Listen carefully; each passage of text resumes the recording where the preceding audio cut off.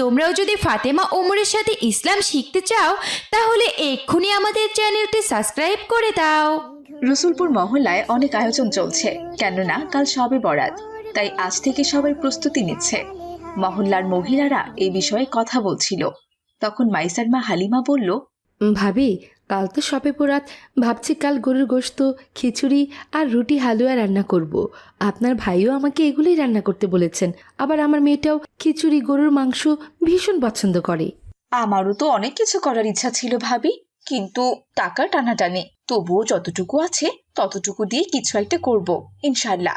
যদি টাকা থাকতো তাহলে বড় করে আয়োজন করতে পারতাম। ভাবি, টাকা কি সবসময় হাতে থাকে? তবু আয়োজন তো করতেই হবে। শবে বরাত তো বছরে একবারই আসে। তবে ভাবি, কাল আপনার কিছু করতে হবে না। আপনি আমার বাড়িতে চলে আসেন, কেমন? আপনার দাওয়াত রইল। কি বলেন ভাবি, আপনার বাড়িতে আসবো? হ্যাঁ ভাবি, নবীজি সাল্লাল্লাহু আলাইহি সাল্লাম বলেছেন, এই রাতে আল্লাহ বান্দাদের দিকে রহমতের দৃষ্টি দেন। তার জন্য ভাবি, আমরা বড় করে আয়োজন করে মহল্লার সবাইকে খাওয়াবো। এভাবে তারা একে অপরের সাথে কথা বলছিল, আর পাশে মহল্লার সব বাচ্চারা খেলা করছিল। সেখানে মাইসা, মালিহা, মিলি আরো অনেকে ছিল। এই এই, আমি ফার্স্ট হয়েছি। তুমি কখনো ফার্স্ট হতে পেরেছো মিলি? আমি তো তোমারও আগে ছিলাম। তোমরা সারাদিন শুধু গোল্লাছুট খেলো, চলো না আজ অন্য খেলা খেলি।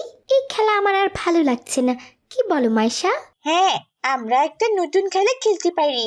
একজন চোখ বন্ধ করবে আর সে যার নাম বলবে সে দৌড়ে পালাবে। তোমরা খেলো, আমি একটু ক্লান্ত হয়ে গেছি, আমি মায়ের কাছ থেকে একটু আসি। এই বলে মাইসা সেখান থেকে নিজের মায়ের কাছে চলে গেল।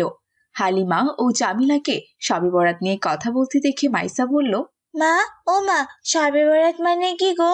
শবে বরাত মানে হচ্ছে ক্ষমার রাত মা। এই রাতে আমরা আল্লাহর কাছে ক্ষমা চাই, নামাজ পড়ি, দান করি আর গরিবদের খাওয়াই এবং নিজেরাও খাই মা। এটা কি কোনো বিশেষ রাত মা?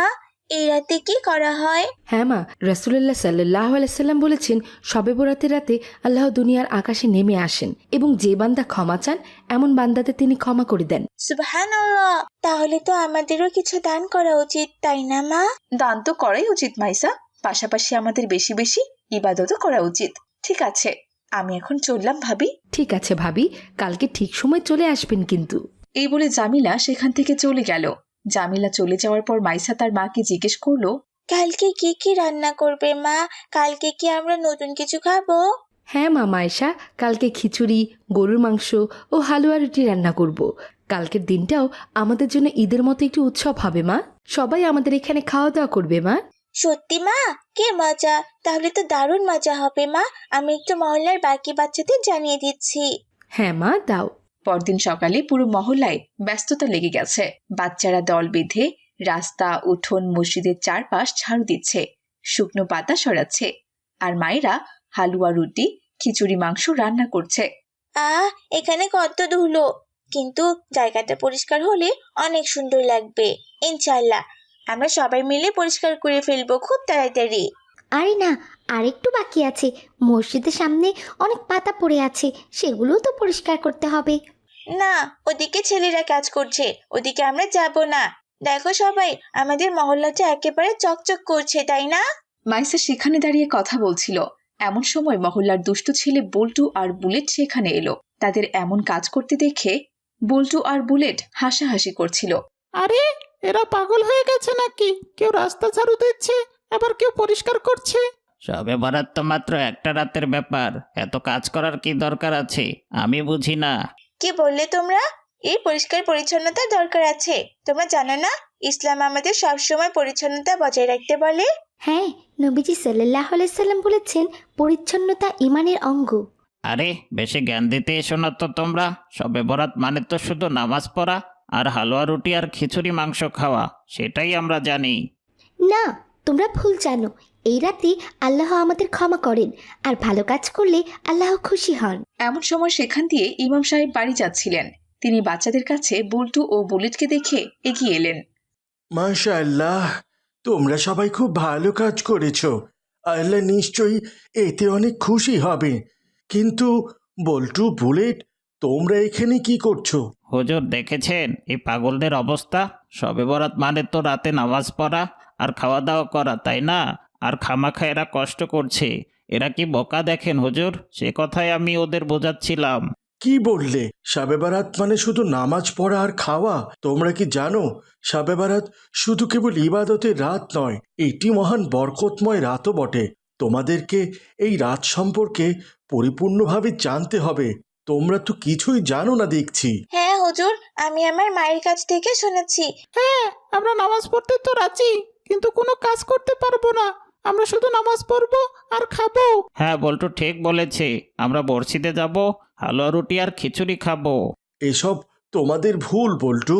বুলেট, তোমরা কি জানো শবে বারাতের রাতে আল্লাহ তার বান্দাদেরকে ক্ষমা করে দেন, কিন্তু তিনি 3 ধরনের মানুষকে ক্ষমা করে না।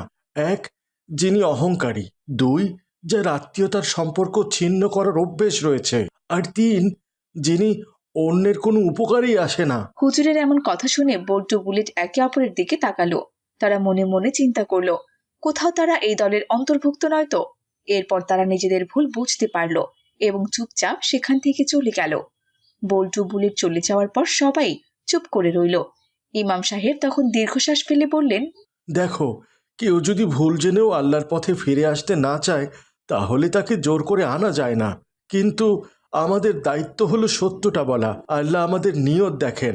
আমরা শুধু দোয়া করতে পারি যেন তাদের হেদায়েত হয়।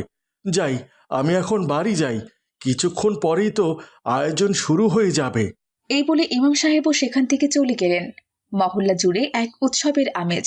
সবার বাড়িতে চলছে হালুয়া রুটি, পায়েস আর সুগন্ধি খিচুড়ি ও মাংস রান্নার ধুম। মাইসা মায়ের পাশে দাঁড়িয়ে দেখছিল কিভাবে রুটি ভাজা হয়। মাশাআল্লাহ, রুটিগুলো দেখতে কি সুন্দর, খেতে মনে হয় অনেক সুস্বাদু হবে। এদিকে জান্নাতুল ও মালিহা একপাশে বসে মাটির চুলায় রুটি সেকার চেষ্টা করছিল। এই দেখো, আমার রুটিটা কি সুন্দর ফুলে উঠেছে। মাশাআল্লাহ, তুমি তো রুটি বানানো শিখে গেছো জান্নাতুল। আমাকেও একটু শিখিয়ে দাও না? তারা সবাই যার যার মতো আনন্দের সাথে কাজ করছিল। আসসালামু আলাইকুম, কেমন আছো তোমরা? কি মজার খাবারের গন্ধ পাচ্ছি। একেবারে মনটা জুড়িয়ে যাচ্ছে। ওয়ালাইকুম আসসালাম। হ্যাঁ, আজকে তো শবে বরাত, মা রুটি ভাজছেন আর আমরা রুটি বানানোর চেষ্টা করছি। এদিকে জান্নাতুল ও মালিহা, কিন্তু আমার রুটি গোল হচ্ছে না, দেখতে কেমন জানি লাগছে। এরপর তারা সব আয়োজন সম্পন্ন করলো। সন্ধ্যাবেলায় মহল্লার সবাই এক জায়গায় সমবেত হয়ে শবে বরাতের উৎসব পালন করছিল। ইমাম সাহেব সবার উদ্দেশ্যে বললেন, আজ শবে বারাত। আল্লাহ আমাদের নেক আমলগুলো কবুল করুন এবং আমাদেরকে ক্ষমা করুন। আজকের রাতে আমাদের 4টি গুরুত্বপূর্ণ আমল করা উচিত।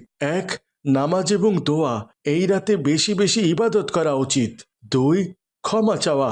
আমরা আল্লাহর কাছে আমাদের ভুলগুলোর জন্য ক্ষমা চাইব এবং যাদের কষ্ট দিয়েছি তাদের কাছেও ক্ষমা চাইব। 3, দান সাদকা করা। যারা গরিব, অভাবী কিংবা অসহায় তাদেরকে সাহায্য করতে হবে। 4, পরিচ্ছন্ন থাকা। কাউকে ঘৃণা করব না, কারো প্রতি কোনো হিংসা বিদ্বেষ রাখব না। এই বলে ইমাম সাহেব তার কথা শেষ করলেন। এরপর এলাকার বড়রা মিলে সবাইকে হালুয়া রুটি আর খিচুড়ি বিলিয়ে দিল। মাশাআল্লাহ, ইমাম সাহেব আমাদের কত সুন্দর করে বোঝালেন সবকিছু। হ্যাঁ, তুমি ঠিক বলেছ, আমাদের সবার সেই 4টি কাজের গুরুত্ব দেওয়া উচিত। হ্যাঁ, চলো আমরা নিজেদের বাড়িতে যাই আর রাতের ইবাদতের জন্য প্রস্তুত হই।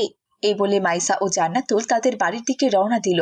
তাদের সবার হাতে ছিল হালুয়া রুটি আর খিচুড়ির টোপলা। ছোট্ট সোনামণিরা, তোমরাও যদি ফাতেমা ওমরের সাথে ইসলাম শিখতে চাও তাহলে এক্ষুনি আমাদের চ্যানেলটি সাবস্ক্রাইব করে দাও। রসুলপুর মহল্লায় বাস করত মাইসা ও তার বাবা মা। মাইসা